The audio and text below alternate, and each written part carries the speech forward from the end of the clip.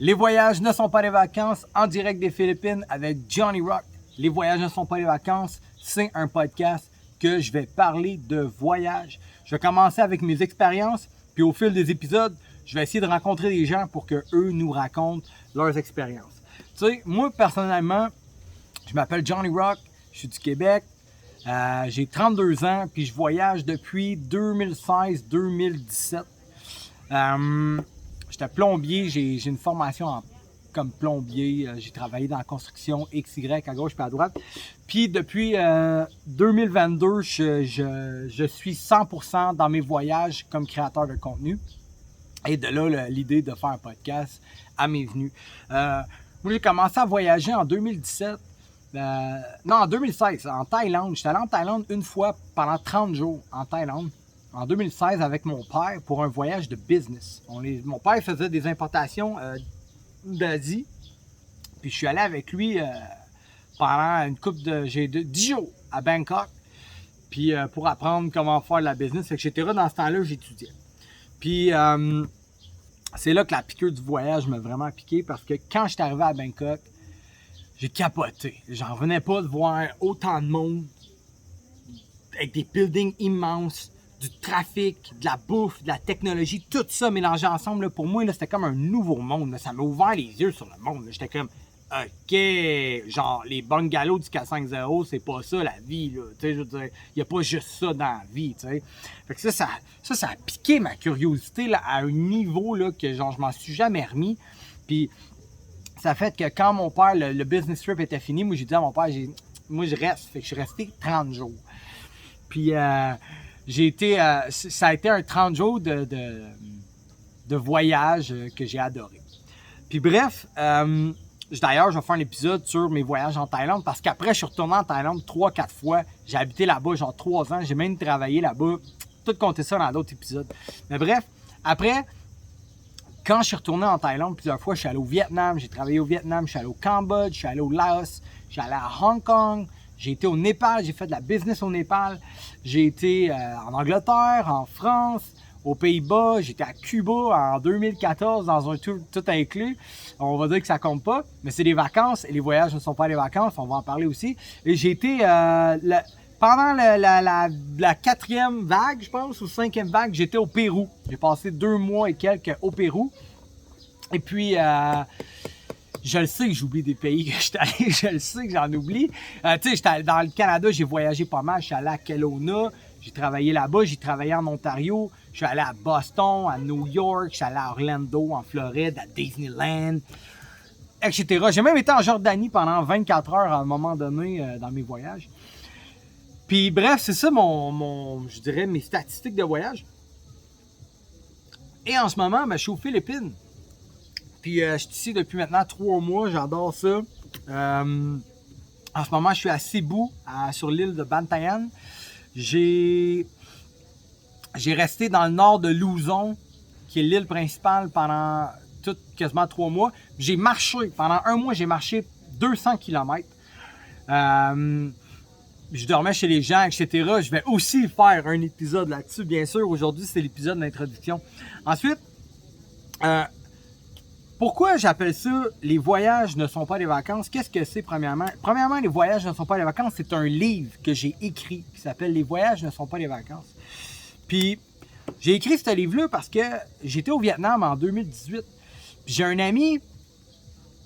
premièrement, là, je fais une petite mise en contexte. Là, je suis parti au Vietnam avec 40$ de Thaïlande. J'ai fait 3 jours d'autobus couché dans des boîtes de carton. J'avais plus d'argent, j'habitais genre chez une madame que j'étais censé avoir une job, mais finalement j'avais pas de job, mais ça allait venir, puis comme pour l'instant, il me payait pareil, là, tu sais, j'étais dans une position, là, genre de comme, que je rushais, là, tu sais, puis c'est là que, dans le fond, j'ai appelé mes chums, moi et mon chum, on s'est appelé, on s'est parlé, puis lui, il attendait sa petite fille, son 3e enfant, puis là, mon chum, il me dit, puis le gros, comment vont tes vacances? Fait que là, moi, quand il m'a dit comment vont tes vacances, là, j'ai comme été une tape ça y est. Ça a comme été tard. J'ai comme fait de quoi mes vacances? Je fais gros, je suis pas en vacances là. t'oublies ça, là. Là, je me mets à compter mes affaires, papa, j'en. Après ça, j'ai raccroché le téléphone, puis je me rappelle, je me suis levé pour aller dans la salle de bain, je me suis regardé devant le miroir, OK? J'avais la barbe pas faite, j'avais les cheveux tout ébougrifiés, mon t-shirt était tout lousse. Puis là, j'étais comme, hey, le gros, je suis pas en vacances, moi, voyons donc, je suis en voyage. Puis là, j'étais arrivé avec l'idée, les voyages ne sont pas des vacances. Et puis, j'ai écrit un livre là-dessus. Puis, j'en ai vendu plusieurs, je pense, quasiment 60. Entre 55 et 60, j'en suis très fier. J'ai vendu 20 piastres chaque. Ou contribution volontaire. La semaine passée, j'en ai vendu un 45 piastres. Merci beaucoup. Soit du temps passant, j'ai un groupe Facebook privé et un Patreon. Donc, dans le fond, tous ceux qui s'inscrivent au Patreon ou qui font une contribution volontaire au groupe Facebook, ils ont accès au contenu du Patreon. Puis tous ceux qui achètent mon livre ont accès au contenu du groupe Facebook, qui est le contenu de Patreon. Je ne sais pas si c'est compliqué, là, mais c'est Patreon, Facebook, that's it, contribution volontaire au Patreon. Fait que bref, c'est pour ça que j'ai appelé ça les voyages ne sont pas des vacances. C'est que quand tu es en voyage, tu apprends quelque chose. Tu es là pour l'expérience. Puis les voyages, c'est pas relaxant des voyages. C'est vraiment pas relaxant des voyages. Je vais vous mettre en contexte, exemple, quand j'étais allé au Pérou. J'étais allé au Pérou en décembre dernier, janvier dernier. Je suis revenu en février. Au Pérou, là, bon, premièrement, j'ai fait des trekking là, de malade. Des trekking. Moi, je fais pas de trekking dans la vie. Là. Mais là j'en ai fait. Dans des montagnes tellement hautes que j'ai manqué d'oxygène. On manquait d'oxygène. Il fallait mâcher des feuilles de coca. Il fallait prendre des genres de pilules pour bien respirer dans les montagnes. Mais moi, dans la vie, j'ai jamais manqué d'oxygène. Puis là, je l'ai manqué. Puis je sais c'est quoi avoir mal à la tête. J'ai monté là, ce qu'ils appelle le Rainbow Mountain. Là. J'ai jamais fait autant d'efforts que ça dans ma vie. Sérieusement. Quand je montais le Rainbow Mountain, là, je marchais là, puis j'étais comme... Man, c'est tough. Je cherchais mon souffle. Puis tout le monde, on sent. Tu sais, il y a une année, il y a genre une fille de la Suisse qui est venue me voir. Puis elle est venue me dire, t'es-tu correct? Je dis, ouais. Là, elle, c'était genre une professionnelle de trekking, là, avec tout son kit, etc. Moi, j'étais habillé en Johnny Rock. J'étais en train de faire du trekking. Fait qu'elle restait avec moi, puis elle m'a aidé à m'encourager. Mais tu sais, pour dire que quand on est redescendu, là, je capotais, j'étais fier de moi. J'étais comme, hey, man, j'ai fait un trekking de malade. Puis les trekkings de même, j'en ai genre fait 4. Tu sais, aussi au Pérou, j'ai appris le danger. Le Pérou, c'est l'Amérique du Sud. L'Amérique du Sud, c'est dangereux. Il y a beaucoup de criminels, il y a beaucoup de pauvreté, il y a des guns, il y a des couteaux, il y a du vol. Fallait que je watch mes affaires au Pérou. J'ai jamais vécu ça, moi, dans ma vie, d'être en danger. Jamais. Tu sais, je prends un taxi, la fenêtre est ouverte, je mets mon téléphone sur mes cuisses. Mais non, tu fais pas ça. Tu fais pas ça au Pérou, parce que tu vas te faire snatcher ton téléphone. Quelqu'un va arriver par la fenêtre, il va te le pogner. Ça, c'est si t'es chanceux. Parce que peut-être que s'il voit ton téléphone, il va sortir un gun, puis il va te tirer, puis il va le prendre. Il y a du danger sur la planète. Puis au Canada, on est quand même bien protégé au Canada, comparé à d'autres pays. Puis j'ai appris au Pérou à être en danger. Puis j'avais jamais appris ça. Moi, je sortais mettons là, je sortais de l'argent, OK? Mais genre, faut pas que tu fasses ça. Tu sais, je veux dire, oui, c'est connu, là, faut pas que tu fasses ça, mais je sortais jamais une pile d'argent, je sortais une pile, là, une coupe de piastres. Mon chum de fille disait, sors jamais une pile d'argent de même. Tu mets de l'argent dans ta poche là, puis sors un billet, puis donne-y, puis sors-en un autre, puis donne-y.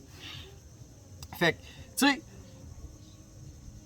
j'ai appris à avoir peur. J'ai appris à faire attention à mes affaires. Puis aujourd'hui, là, on dirait que, vu que j'ai appris à connaître c'est quoi le danger, on dirait que j'apprécie bien plus la vie. Depuis que je voyage, j'apprécie plus la vie. Point final. Depuis que je voyage, j'apprécie plus la vie. Je connais plus la valeur des choses. Jamais je me suis imaginé... Ma bière, elle n'arrête pas de déborder tout à l'heure.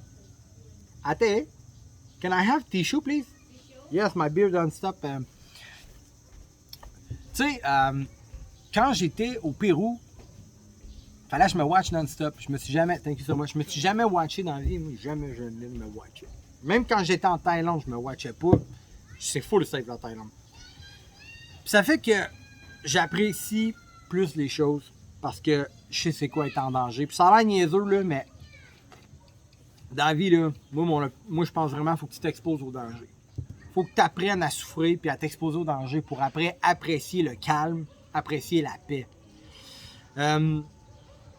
Au Pérou, là, ce qui est fantastique aussi, j'ai appris l'espagnol. Je vous mets en contexte, quand j'étais en Thaïlande, j'apprenais un peu l'espagnol avec Duolingo. Puis quand je suis arrivé au Pérou, je me suis rendu compte que Colin, je le comprends donc ben. Puis aujourd'hui, je parle espagnol. Pas parfaitement, mais je parle espagnol. Puis qu'est-ce qui crée le plus de connexions de neurones dans ton cerveau? C'est la musique puis d'apprendre les langues. J'ai appris l'espagnol. En apprenant l'espagnol, j'ai des nouvelles connexions dans mon cerveau. En ayant des nouvelles connexions dans mon cerveau, je suis plus intelligent. Puis je le vois. Gars, je vais vous dire de quoi. J'ai voyagé avant la pandémie pendant 3 ans de temps. Quand je suis revenu de mon premier voyage, là, de mes 3 ans, là, je suis revenu, mon père est décédé. Je me suis occupé de lui pendant 4 mois. Après, il y a eu la pandémie. Guys, en pandémie, là, j'ai pas vécu la pandémie. Moi, je suis revenu là, au Canada, crinqué comme 50. J'ai fait de la business. Guys, je me suis acheté une maison. Je suis revenu au Canada. 6 mois plus tard, je me suis acheté une maison. Guys, tout est venu à moi. Parce que j'étais allumé, puis parce que j'avais de l'expérience dans la vie, puis parce que j'avais du guts, puis j'avais de l'audacité, puis j'étais allumé. Puis ça, j'ai appris ça dans mes voyages. Quand tu voyages, t'es tout le temps sur le rush. T'es sur le rush en voyage. Tu sais pas où tu dors souvent, etc. Quand t'es en vacances, il n'y a pas de mal à avoir les vacances, là, by the way. C'est bon, les vacances. Mais quand t'es en vacances, tu relaxes.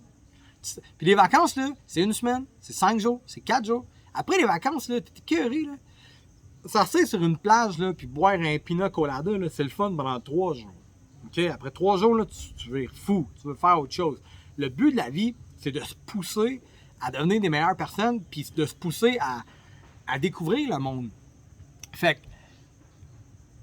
pour moi, les voyages m'ont ouvert les yeux sur la vie, puis n'importe qui voyage, je veux dire, ça c'est tellement cliché là, de dire genre moi, les voyages, ils ont ouvert mon esprit, blablabla, mais c'est vrai. Fait que bref, en gros, c'est pas mal ça mon expérience du Pérou, tu sais, c'est que j'ai appris une nouvelle langue, j'ai appris le danger, j'ai appris j'ai vu comment le monde vivait là-bas. Tu sais, je vais vous conter une histoire de malade au Pérou. Je suis chez ma chum de fille. On était avec son frère. Son frère est en train de gamer. Moi, je suis devant. Puis là, j'entends crier. Là, je me retourne en arrière. Puis qu'est-ce que je vois pas, man? Je vois un monsieur de genre 45 ans en train de choquer une fille de genre 21 ans. OK? Puis ils sont dans une maison toute décalissée. C'est une maison, ils sont pauvres. OK? Tu sais, quand ils sont pauvres, souvent, ils n'ont rien à perdre. Fait qu'il est en train de la choquer. Fait que là, je la vois, elle kick. Là, elle se pousse. Puis là, le gars, il est sous. Puis là, moi, je regarde ça. Le gars, il repart après la fille, il la pogne. Puis là, la fille elle-même, puis elle me regarde, puis elle fait... Elle dit comment qu'elle dit ça? Ayuda! Je me rappelle plus comment elle dit ça, mais elle dit aide-moi. Elle me dit ça à moi. Moi, j'étais au 4e étage. Je la check en train de se faire battre par un homme. Puis là, je regarde le frère, je regarde ma chum de fille, les autres, là, ils entendent crier, ils font comme si rien n'était. Puis là, je suis comme, OK. Là, je suis dans un pays où le taux de criminalité est élevé. Eux, c'est du bon petit monde. Ils font leurs petites affaires. Puis, devant leur maison, là, il y a des gates de métal, en acier.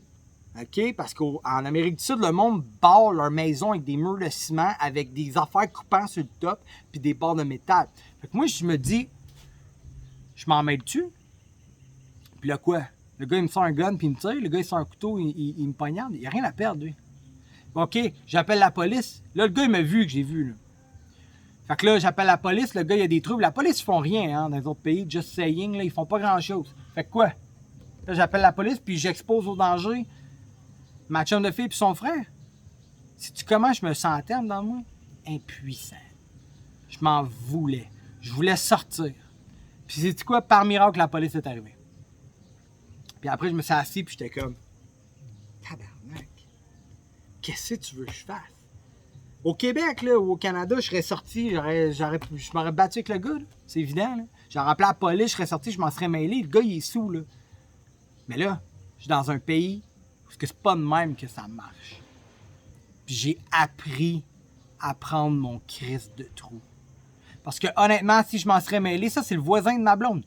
Qui habite. De ma blonde. Faut pas que ma blonde n'entende ça. C'est le voisin de ma chum de fille. Qui habite en face dans une maison toute décalissée qui est sous. Est-ce que je mets mes amis en danger? Est-ce que je mets le voisin en crise pour, après ça, genre qu'il fasse du trouble? Non. Puis eux, ils savent. Ils savent que c'est un esti de tout croche. Puis ils savent que la police fera rien. Fait qu'est-ce qu'ils font? Ils ignorent. Moi, j'ai appris à prendre mon trou. Puis, dans la vie, des fois, il faut que tu apprennes à prendre ton trou. Tu peux pas tout contrôler. Tu sais, là, souvent au Canada, là, aussitôt qu'il y a de quoi qui va pas bien, on l'arrange. On veut l'arranger. C'est pas même ça marche sur la planète. Il y a plein des affaires qui vont pas bien que tu peux rien faire. Puis je vous dis, ça, c'est une de mes expériences les plus traumatisantes puis enrichissantes en même temps parce que souvent, je me sens responsable. Tu sais, quand on voit la planète se faire polluer, etc., on se sent responsable. On sent qu'on a une responsabilité face à ça. Mais souvent, on est impuissant face à bien des choses. Puis, c'est important d'accepter qu'on est impuissant face à des choses pour être heureux. Parce que sinon, on se tourmente non-stop. Bref, changement d'histoire. Moi, dans le fond, là, je vais retourner à mon premier voyage en Thaïlande. Quand que... je vais pas vous conter l'histoire au complet, mais moi, dans le fond, je suis allé en Thaïlande la première fois pendant 30 jours. Puis quand je suis revenu, tout ce que je voulais, c'était y retourner. Fait que je suis retourné. Je suis retourné 3 mois. Puis, je vais vous dire pourquoi je suis retourné. Parce que dans mon premier 30 jours, j'ai tellement adoré ça, j'avais rencontré des Américains. Les Américains, ils travaillaient en Thaïlande. Moi, j'étais sur la plage avec eux autres, on chill, là, un moment donné, je vous rester combien de temps? Ils me disaient, on habite ici. Fait que moi, je suis comme, habitez ici, c'est donc bien cool, qu'est-ce que vous faites? On travaille, on enseigne l'anglais, on est des enseignants d'anglais. Là, moi, je suis comme, vous êtes des enseignants d'anglais, c'est mon rêve. Moi, c'était mon rêve d'être enseignant. J'ai droppé l'université 2 fois parce que je suis pas bon à l'école, pas capable d'être massé puis d'écouter quelque chose pendant 3 heures de temps. J'ai de la misère. Fait que, non, je suis capable de faire ça, j'adore faire ça. Ce que je suis pas capable de faire, c'est les travaux avec les règlements qu'il faut que je suive. Genre, je comprends pas ça. Fait que, anyway, là, moi, mon rêve, c'était d'être enseignant. Puis même quand j'étudiais à la plomberie, je me disais, je vais enseigner la plomberie. Moi. C'est ça que je vais faire. Je vais travailler une couple d'années sur la construction. Puis après ça, je vais être enseignant de plomberie. C'est ça que je voulais. Puis là, j'ai vu qu'eux, ils étaient profs d'anglais. Puis j'étais comme, ah ben, tabarouette. Moi et tout, je vais être prof d'anglais. Fait que je dis, vous avez étudié? Là-dedans, ils disent, non. On a un passeport canadien, américain. Il faut juste que tu aies un passeport d'un pays anglophone. Puis tu vas pouvoir enseigner l'anglais. Je suis comme, j'en reviens pas. Moi, là, je finis mon cours, je crisse mon camp, je sac mon camp en Thaïlande, puis j'enseigne l'anglais. Puis, c'est ce que j'ai fait. J'ai fini mon cours, j'ai travaillé une couple de mois, je suis parti en Thaïlande, j'ai pas trouvé de job comme enseignant, j'ai pas tant cherché ça, parce que je m'étais acheté un vélo, une tente, j'ai commencé à faire du camping. Je m'étais acheté un vélo puis une tente, j'ai commencé à faire du camping, à me promener un peu partout. Pendant 3 mois, quand je suis revenu, j'étais même en faire, je faisais du vélo, je me suis ramassé en Ontario. Après, je me suis ramassé dans l'Ouest canadien sur une période d'1 an que je faisais du vélo puis du camping pour finalement retourner en Thaïlande quasiment 1 an plus tard puis là, me trouver une job comme enseignant. Puis, guys, j'ai pleuré la journée que j'étais enseignant. J'en revenais pas. Je réalisais mon rêve depuis toujours. Quelque chose d'inatteignable pour moi. Parce que quand j'étais au Canada, j'avais des obstacles. Je regardais là, devant moi, là, que moi, je vais être enseignant. Qu'est-ce que ça prend? Ça prend 30 000 $ d'université. Ça prend des prêts. Il va falloir que je rembourse mon prêt. Il va falloir que je sois assidu. Il va falloir que je me trouve un appartement. Tous mes obstacles, là, voilà, ils ont disparu. Il n'y en avait plus d'obstacles. J'ai bypass tous les fucking règlements. Puis je suis devenu un prof d'anglais. De même. Parce que je le voulais. Puis j'ai fait des sacrifices pour ça. Quitter le Canada pour aller en Thaïlande, c'est pas facile. Il n'y a personne qui m'a supporté là-dedans. Personne m'a supporté là-dedans. Ma famille m'ont trouvé tout sans dessin. Mon père le premier. Personne ne me supportait là-dedans. J'étais seul qui croyait à mon affaire. Je suis parti là-bas. Puis je me rappelle, là, mon père il m'a dit, ben oui, donc tu vas enseigner l'anglais là-bas. Tu parles même pas anglais, blablabla. Puis sais-tu quoi, il avait raison. Je parlais même pas anglais.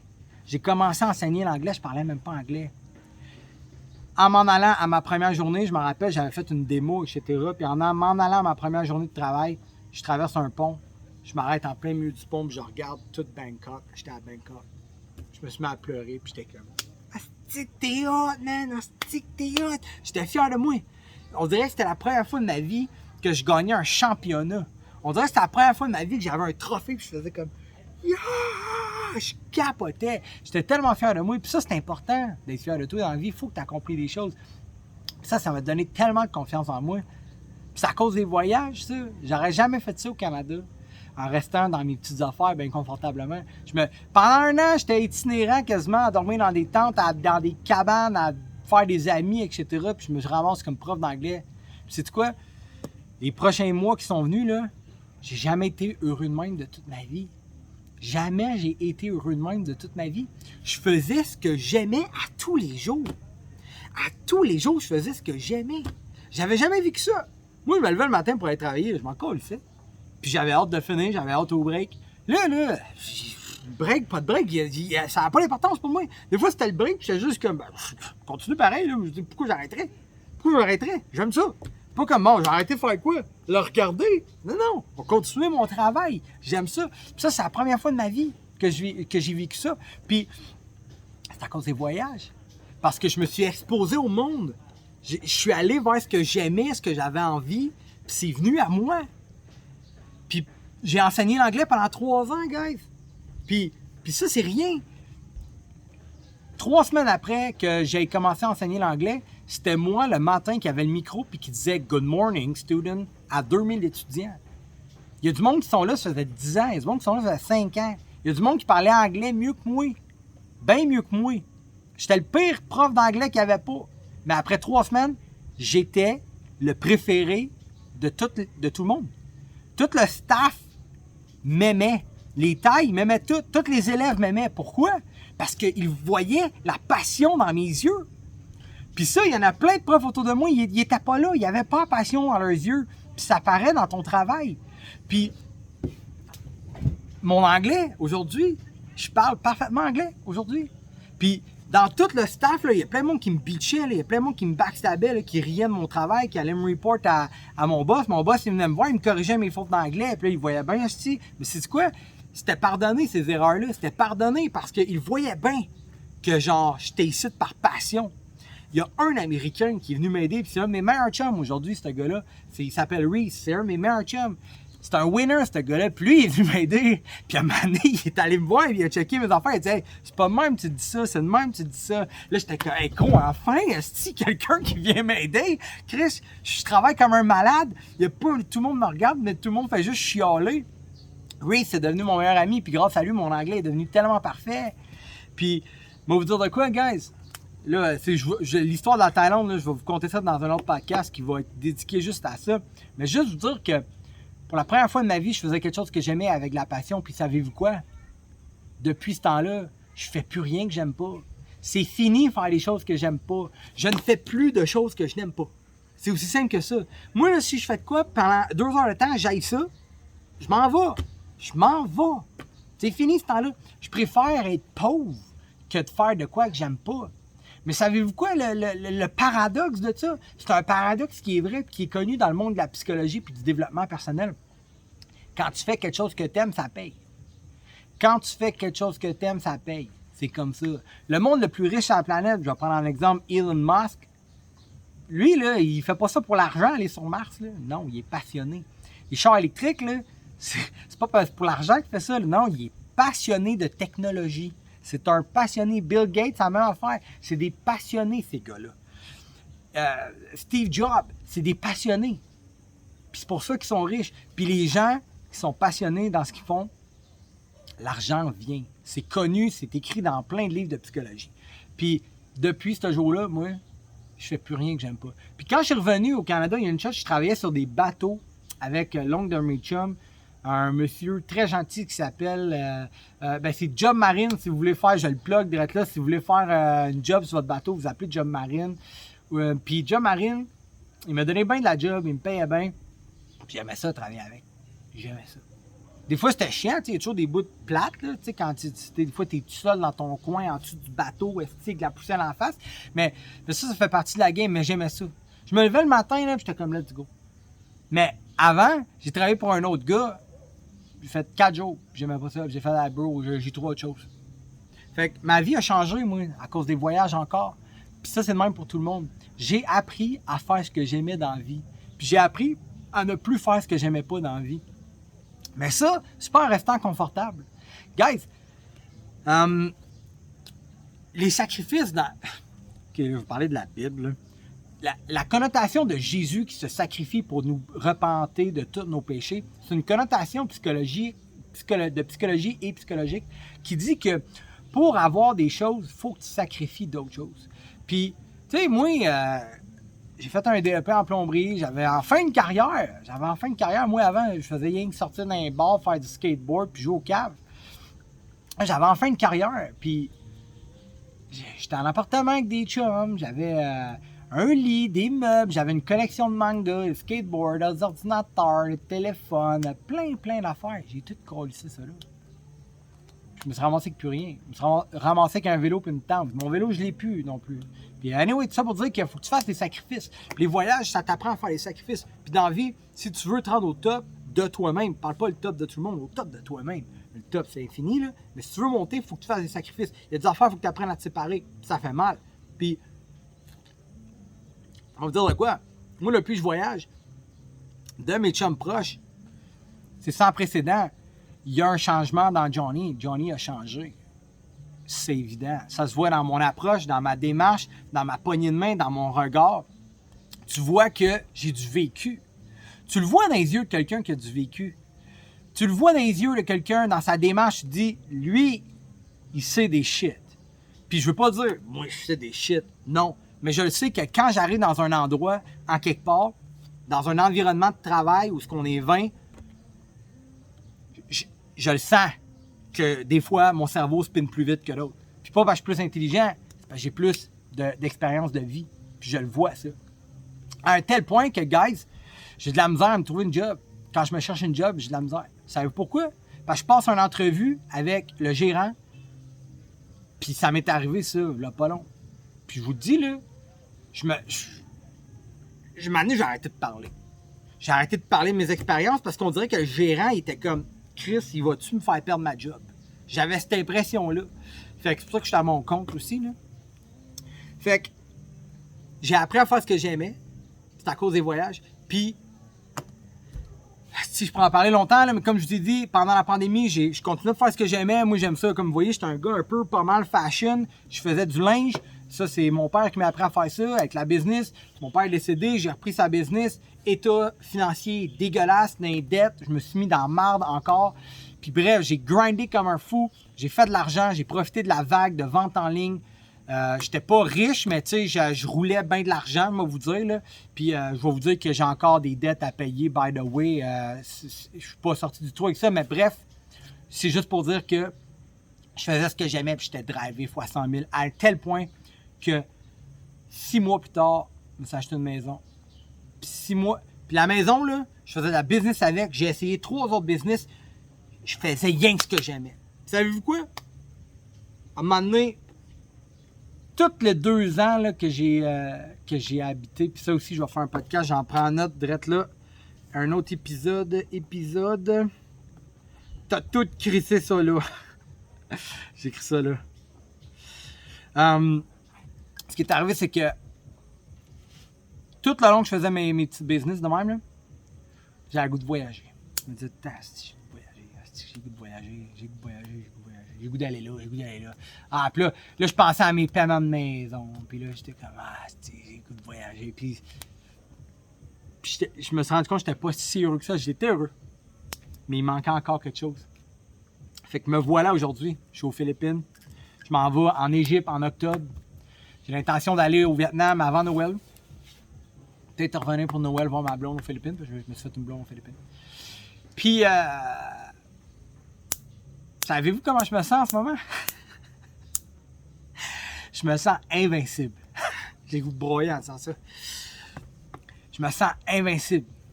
Je me sens tellement puissant. Là. J'ai l'impression là, que tout ce que je touche marche. Quand ça marche pas, c'est parce que c'était pas ça qu'il fallait que je fasse. Je vais faire autre chose.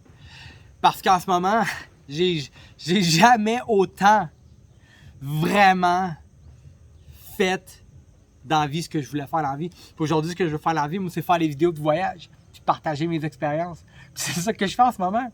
Puis je fais pas une calice de scène. J'en fais de l'argent, mais pas beaucoup, moi vous le dire, guys. C'est pour ça qu'il faut vous subscribe à mon Patreon. Mais bref, je le sais que ça va marcher parce que l'argent rentre tranquillement. Puis je me donne 3 ans pour faire ça. Puis je me sens, gars, je me suis jamais aussi bien senti que ça. J'ai la chienne, des fois je suis stressé. Je suis vraiment stressé des fois. Là. Des fois je chie en mes culottes. Mais ça fait partie de la game, ça. Moi, j'ai pas envie de crever puis de regretter de ne pas avoir essayé. J'ai pas envie de ça. Tu sais, aussi, là, quand tu vas dans d'autres pays, tu apprends d'autres cultures. Quand tu apprends d'autres cultures, tu apprends d'autres points de vue. Puis quand tu apprends d'autres points de vue, tu es bien plus ouvert aux autres. Quand tu es plus ouvert aux autres, tu as plus d'opportunités qui s'offrent à toi. Puis quand tu as plus d'opportunités qui s'offrent à toi, tu as tout de plus dans la vie. Tu sais, en Thaïlande, je vais vous mettre en contexte, en Thaïlande, ils sont toujours en retard. Puis aux Philippines avec. C'est insultant là, pour nous autres, là, les Canadiens. Le monde dans l'Ouest, là, on est à l'heure. On est du monde de parole. Ici, ils n'ont pas de parole. Ils n'ont pas de parole ici. C'est des hosties de mange-marde. OK? Mais sais-tu quoi? Dans le fond d'eux, là, ils veulent juste te faire plaisir. Fait qu'ils vont dire oui, oui, oui, oui. Mais c'est non, non. Ils disent oui parce qu'ils veulent pas te dire non. Fait que j'ai appris à comme en prendre puis à en laisser. Puis c'est drôle parce que quand j'interagis avec un Thaï, j'interagis pas pareil quand j'interagis avec mon voisin à Mascouche. Puis juste ça, être versatile dans tes contacts humains, ça te rend à être une meilleure personne. Fait que moi, j'ai des souvenirs d'être en Thaïlande, là, d'être tellement en tabarnak, là, de vouloir tout coller ici, c'est là, puis de trouver que tout le monde c'est les caves. Jusqu'à temps que, à un moment donné, là, je vous le dis, quelqu'un me l'avait dit, il m'a dit t'as l'air stressé. Puis oui, j'étais stressé parce que j'étais en Thaïlande, ce qui est arrivé, là, c'est ça qui arrive aussi dans ces pays-là. Comme je vous disais, j'étais passionné par mon travail. On me donnait de la job, je le faisais, à un moment donné, je n'avais trop, puis à un moment donné, je me suis rendu compte qu'on abusait de moi. Puis dans ces pays-là, on abuse de toi. Dans ces pays-là, t'es riche ou t'es pauvre. Puis si t'es pauvre, ben tu restes pauvre même. Parce que tu vas travailler pour quelqu'un puis il va te donner un salaire de crève-faim. Il s'en calisse de toi. Puis j'ai été un peu victime de ça. J'ai appris à me faire fourrer puis à me faire exploiter. Puis savez-vous quoi? C'est là que j'ai découvert la méditation. Parce qu'à un moment donné, je me suis dit, il faut que je médite. Puis j'ai découvert la méditation a changé ma vie. Des fois, je médite pas pendant un mois. Je médite pas. Mais après ça, je remédite. J'ai médité hier, 2 minutes. Avant hier, 5 minutes. Je n'ai pas médité aujourd'hui. Mais j'apprends à méditer. Puis ça a changé ma vie. Puis la méditation, j'ai appris ça parce que j'étais en Thaïlande. La Thaïlande, c'est un pays de bouddhistes avec des moines, puis ça médite partout. Ensuite, j'ai écrit quelque chose ici. Je vais vous dire une petite niaise. C'est un petit détail, là, mais c'est un petit détail, mais qui a un gros impact. Je vais me commander un autre bière. Attends, pas. Elle n'est pas là. Bon. Elle est là-bas, je pense. Athée, ça veut dire genre madame. Mais comme ici en Philippines, je vais faire un podcast aussi sur les Philippines. Les Philippines, tu dis Athée, Kuya, Tito, Tita, Lola, etc. Puis c'est pour être poli. Mais ça dépend des qui, il faut que tu l'apprennes. En Asie, puis en Amérique du Sud, il n'y a pas d'eau chaude. OK? Nous autres, on prend les douches à l'eau chaude. Ici, il n'y a pas d'eau chaude. Fait que moi, je capotais au début, là. Il fait 35 degrés, t'ouvres l'eau, elle est gelée. Sais-tu quoi? On le sait tous que prendre des douches froides, c'est bon pour la santé, hein? On le sait. Des douches froides, là, ça fait 4 ans, genre. C'est des années que je prends des douches froides. Parce que j'ai appris à en prendre. Puis même encore aujourd'hui, j'ouvre la douche, puis je suis comme... Ah ouais. Là, je m'en en douche, puis puis je me lave. Puis savez-vous quoi? J'ai appris... Attends, can I have one more beer, please? Thank you so much. And can I have ice and water? No, ice and vaso. Yes? Ice and glass. Vaso. J'ai appris à prendre les deux eaux fraides, puis c'est bon pour la santé. Puis, pour ça aussi, quand j'ai appris à me laver avec un bucket, souvent, j'arrive à des places, il n'y a pas de douche. Faut que tu te laves avec un bucket. De même. J'ai jamais fait ça, moi. Thank you so much. Nous autres, là, les Québécois, les Canadiens, on a nos bas. Ici, tu oublies tes bas, là. Tes bas sont tout le temps en tremble, il y a de l'eau partout. J'ai appris à chier puis à me torcher, pas de papier de toilette. Allô? Je capotais, moi, au début, là. Mais là, voyons donc, je vais me torcher avec mes mains. Ben oui, man. Puis là, tu te torches de même avec tes doigts, là. Puis je te jure, là, que la première fois, là, que tu torches ta marde avec tes mains, là, il y a de la marde partout. OK? À un tel point, là, que moi, là, maintenant, là, j'enlevais tout mon linge. J'accrochais ça, là, il y a des clous à gauche et à droite. Là, tu peux pas mettre ton linge à terre, c'est tout mouillé à terre. J'accrochais à gauche et à droite. Là, je m'en vais pour chier, puis je m'écarte le truc cubain comme faut pour pas qu'il y en ait trop. Puis après ça, je pogne le petit bucket, puis je me nettoie. Alors ça, il faut peut-être laver les mains. Thank you so much. Puis après ça, dans toutes les toilettes, en Asie ou whatever, même en Amérique du Sud, il y a un petit savon. Un petit savon avec la marque de tout le monde dessus. Hein? Fait que les voyages ne sont pas des vacances, les amis. Au Pérou, ça m'a fait au Pérou, il fait fret, là. Tu sais, Mano, au Pérou, je me suis acheté un manteau, là. Juste te dire, je me suis acheté un manteau. Prends ta douche à l'eau frette quand il fait fret. Fait que, puis c'est connu les avantages de l'eau frette. Fait que ça pour dire que en voyage, ben, j'ai appris à prendre des douches d'eau frette. Fait que, tu sais, guys, les voyages ne sont pas des vacances. Le but là, du voyage, là, c'est d'apprendre. C'est d'apprendre, puis c'est de s'exposer à la vie puis au monde. Parce que au Canada et au Québec, on vit des vies très organisées. Puis c'est important, les organisations. Moi, vous le dire ici, là, c'est pas organisé. C'est pas organisé ici. Les organisations, c'est pour ça que notre pays est prospère. C'est parce qu'on est organisé. Les gens avancent dans un système. Tu sais. Mais l'humain n'est pas fait pour ça à temps plein. La vie, c'est la balance. Trop d'organisation, c'est pas bon. Trop de chaos, c'est pas bon. La vie, c'est la balance. Fait que, tu sais, moi, j'ai un mate chum, puis lui, c'est sûr, si je prends ça en note, faut que je donne l'interview, man. Interview, petit bateau. Pop, pop. Ah, lui, là, c'est un esti de malade, ce gars-là. Lui, c'est un couvreur. Travaille l'été. Voyage l'hiver. Travaille l'été au Canada. Fait son argent. Organisé. Travaille l'été, là, il est organisé, il a son horaire. Des fois, il habite chez un chum, des fois, il y a une roulotte, des fois, il y a une maison. Mais il est organisé à son horaire. Il va au gym. Tout discipliné. Sa vie est disciplinée. L'hiver, voyage, chaos. Inconnu. Il revient, il est à son affaire. La vie, c'est la balance. Puis, si toi, tu peux pas te permettre de voyager, mais c'est pas vrai. Tu peux pas te permettre de voyager parce que ça, c'est une des choses les plus grosses que je vais dire dans cet épisode-là, guys. Les voyages, c'est 100% du sacrifice. Les voyages, c'est 100% du sacrifice. Des fois, on me dit, comment tu fais pour voyager? Je décide de voyager. Point final, j'y vais. That's it. Je me suis acheté je m'en vais en Égypte, là, en octobre. Je me suis acheté un billet pour aller en Égypte. Pas trop d'argent pour aller en Égypte, moi, te dire. Une coupe de 100$ pour aller en Égypte. Mais je vais pareil. Je m'expose au danger. Je m'expose aux risques. J'assume les risques. Je suis craqué. Je réussis. Quand tu sais, c'est comme quand tu vas dans l'eau, là, tu sais que tu nages dans l'eau. Là. Tu prends un bébé, tu le mets dans l'eau, il meurt pas, il nage. Il retient même son souffle. Pourquoi? Parce que tu te laisses pas mourir. Ça, c'est une chose que j'ai appris en voyage aussi. Tu te laisses pas mourir. Je me rends compte aussi que la pire chose qui peut m'arriver, c'est de mourir. Je suis jamais mort. De comment je suis allé au Vietnam avec 40$ dans les poches. De comment je suis parti à Kelowna en vélo puis en Thaïlande. Puis qu'en Thaïlande, je dormais dans des temples avec des moines. Je mangeais de la soupe avec eux autres puis le monde du village. Jusqu'à temps que je me rende compte que c'était la soupe populaire des pauvres. Je mangeais la soupe avec les pauvres. J'étais pas pauvre, mais je mangeais avec les pauvres. Je le savais même pas. T'es fou comme la merde, eux autres. Il rencontré un blanc qui fait du voyage. J'avais jamais parlé avec un moine de ma vie. Je chillais avec des moines, avec des toges oranges puis des crânes chauves. On parlait... Guys, aujourd'hui, je parle thaïlandais. Je parle thaïlandais, pas parfaitement, vraiment pas parfaitement, loin. Mais je peux aller en Thaïlande puis je m'exprime puis je peux comprendre. Je suis capable de poser une question puis d'essayer de comprendre.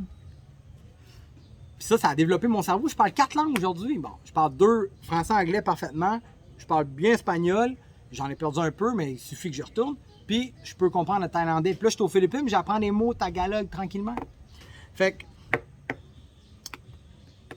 si, tu sais, tu peux te prendre des vacances, là, c'est important de prendre des vacances. Tu sais, j'en prends des vacances. Moi, pendant que je suis en voyage, des fois, je prends des vacances. Je le fais. Moi, ma blonde, On est allé une semaine à Bolinao, on était en vacances. À tous les jours, on allait se baigner dans des chutes, on chillait, on buvait. C'est les vacances, ça fait du bien les vacances. Mais les voyages ne sont pas des vacances. Puis, si c'est ça, je veux dire, fait 3 fois je veux dire ça. Là.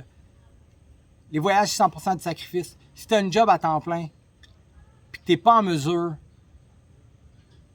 avec ton horaire, avec ton boss, avec tes enfants, avec ton argent, avec tes paiements, mais il faut que tu te rappelles que c'est toi qui es responsable de ta vie, puis c'est pas les autres. Tu es 100% responsable de ta vie. Donc, si tu veux faire des voyages, c'est des sacrifices puis des choix. Fait que fais des choix. Tu sais,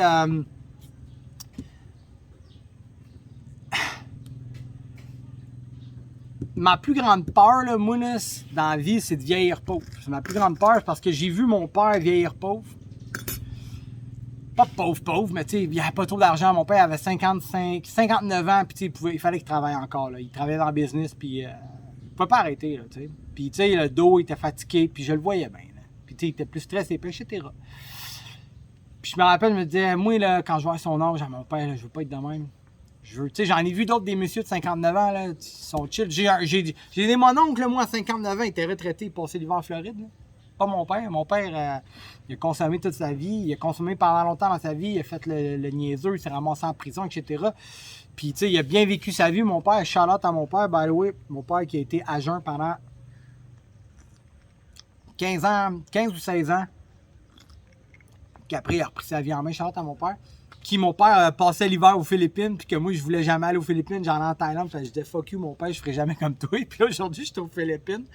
Mon père me regarde du ciel, puis il se dit, ah, mon petit tabarnak. Fait que bref, c'est toi qui es responsable de ta vie. Tu es responsable de tes choix. Puis pour voyager, je vais faire une vidéo qui s'appelle Comment faire pour voyager. C'est des choix. Puis, je vais finir là-dessus. Le premier choix que tu vas faire, là, si tu veux voyager, tu vas t'acheter un billet. C'est ce que tu vas faire. Achète-toi un billet. Puis, après, arrange-toi. Puis ça, j'appelle ça la no choice position. Puis ça, j'ai pris ça dans un livre, je sais plus c'est lequel. J'ai lu beaucoup de livres. J'ai pris ça. Moi, j'ai lu beaucoup de livres. J'ai pris ça dans un livre. Quand, là, il disait que les teams de hockey, là, ou de basketball, quand ils gagnent un championnat, là, parce qu'ils se sont donné pas le choix de gagner le championnat. Puis quand ils ont un jeu puis une game qui avance, leur but, il n'y a pas l'option de perdre. Il n'y a pas l'option. Puis, le point là ici, c'est que moi, je l'ai fait plusieurs fois dans ma vie. Comme en ce moment, j'ai plus de maison. Je vais en parler, j'ai perdu de l'argent. Financièrement, là, je suis quand même dans le marbre au Canada. Je fais bien les sacrifices. Mais par exemple, je suis dans un point de non-retour. Où est-ce que je suis en ce moment? Ma seule option, c'est la réussite. Parce que si je retourne au Canada, je suis dans le marbre. Parce que qui va m'engager à 32 ans avec un petit salaire? Je me mets en position de pas le choix. Puis, quand j'étais allé au Vietnam avec 40$, j'avais pas le choix. J'avais pas d'autre choix que la survie. Puis la pire chose qui va t'arriver, c'est de mourir. Puis je suis pas mort. Puis toi, si tu veux voyager, la première chose que tu vas faire, c'est t'acheter un billet. Prends ta paye, achète-toi un billet. Ou prends 2 payes, puis achète-toi un billet. Puis ça, j'ai pris ça dans Rich Dad, Poor Dad. Paye-toi en premier. Ce qui arrive, c'est que tu reçois ton argent, puis tu payes tout le monde, mais pas toi. Fait que qu'est-ce que ça fait? Si t'as pas une crise de scène, tu payes tes affaires, t'es en paix. Mais si tu payes toi en premier, là, t'as plus d'argent, là, tout le monde te court après pour te payer. Puis là, c'est quoi? T'as pas le choix de les payer, fait que tu t'arranges. Achète un billet, puis arrange-toi pour y aller. Parle à ton boss. Ton boss veut rien savoir? Parle à tes employés, à tes coworkers. Dis-leur, hey, vous m'aider, là, je m'en vais là, 3 semaines là, à Nicaragua à prendre le surf. Vous m'aider? Ah, on va prendre le surf, tu es malade. Là, tu vas inspirer du monde. Ils vont dire, oui, vas-y. Chris, c'est hot, prends des photos. Tu vas-tu nous envoyer des Snapchat, etc. Là, tu quoi? Là, tu vas motiver ton monde. Tu vas retourner voir ton boss, tu vas dire, patron, j'ai acheté mon billet. C'est vraiment important pour moi. Puis, regarde, tout le staff veut me backer. Puis là, tu as ton chum, il vient, il dit, ah, c'est gars, on va le backer sérieusement. Là. Puis, tu dis à ton boss, regarde, je vais être là à Noël. À Noël, là, je vais être dans le shop, je vais m'arranger pour etc. Fait que là, tu montes ton souper de Noël avec ta famille. Mais tu vas voyager au Nicaragua. Les voyages, c'est des sacrifices. Puis pour commencer, il n'y a pas de solution. Achète-toi un billet, puis des câlisses. Tu reviendras, tu reprendras tes petites affaires, tu vas revenir plus grand et plus fort. C'était le premier épisode des voyages ne sont pas les vacances. Je suis vraiment content. Le premier épisode, je l'avais enregistré, le micro ne marchait pas, j'étais en tabarnak. Là, j'ai pas utilisé le micro. Le podcast va évoluer au fil du temps, bien sûr. Vous pouvez vous inscrire au Patreon. Je sors une vidéo de voyage par semaine. Sinon, tu peux me follow sur TikTok, Johnny Rockerzard ou Johnny Rock the World. Facebook, Johnny Simon Rock. Instagram, Johnny Rock the World. Et là-dessus, je vous dis, les voyages ne sont pas les vacances. En direct des Philippines, je suis dans les mangroves. Je vais vous montrer ça ici. Les mangroves. Je vais aller faire un petit tour tout à l'heure. Je vous dis ciao, bye. Merci beaucoup. Thank you pour subscribe. Partagez. Ciao, bye.